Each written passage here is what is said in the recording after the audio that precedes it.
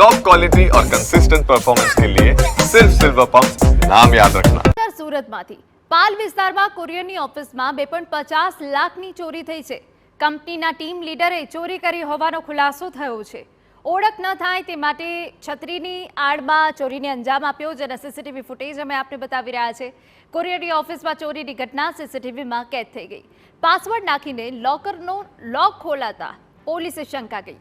કંપનીના ટીમ લીડરની પોલીસે ધરપકડ કરી છે। આપણે બે તસવીરો બતાવી રહ્યા છે કે જ્યાં ટીમ લીડરની ધરપકડ કરી લેવામાં આવી છે। બીજી તરફ છત્રીનો ઉપયોગ કરવામાં આવ્યો ચોરી કરતા સમયે, જે સીસીટીવીમાં કેદ થઈ ગયું।